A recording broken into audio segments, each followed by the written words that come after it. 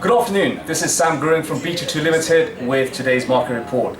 Date today is the 1st of July 2015.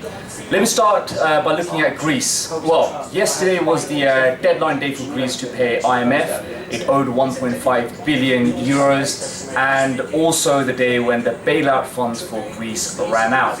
Well, in regards to the IMF, it failed to pay IMF, obviously falling in arrears, were the first Western economy to fall in arrears ever, joining countries like Sudan and Zimbabwe.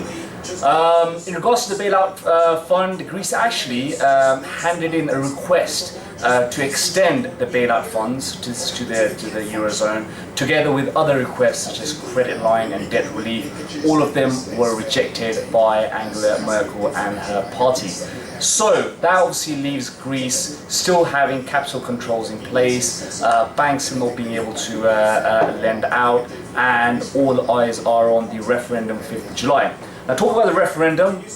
We know it's basically yes or no vote.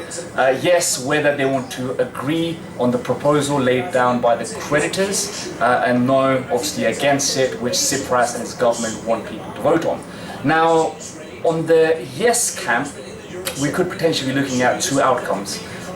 If they vote yes, the fact that the current government are advising on a no vote means that we may see Tsipras resign, new elections taking place, and a new government coming in place could then agree on the deal, releasing funds to the Greek people, and everything going back to sort of normal, signing on the deal, etc.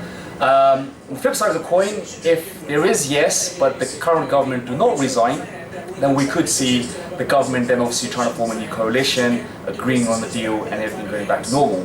Now, in regards to the no vote, now, highly unlikely, the consensus is that there will be a yes vote, but if there is a no vote, then we have got an air of uncertainty sort of coming into the markets. The reason being is that if there is a no vote, this will provide the current government of Greece negotiating tool to go back to sort of creditors and obviously trying to push their proposal through.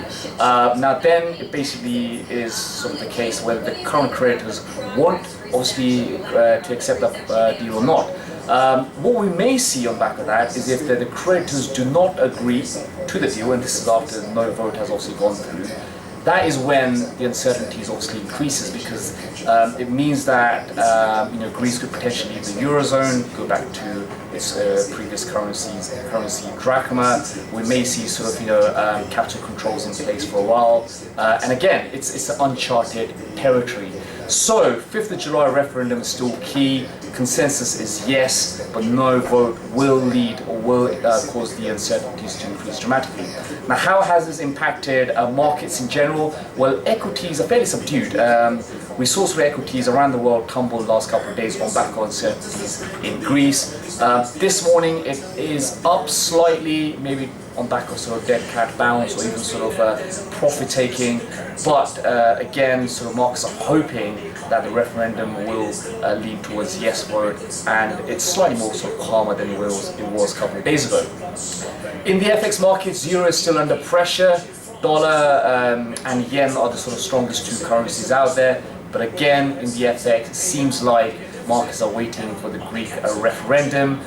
It is fairly data sensitive at the moment. We are seeing volatility fairly high.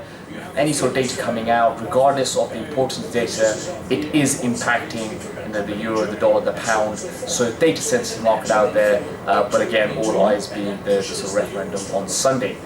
That's it for today, ladies and gentlemen. I'll see you again tomorrow. Thank you.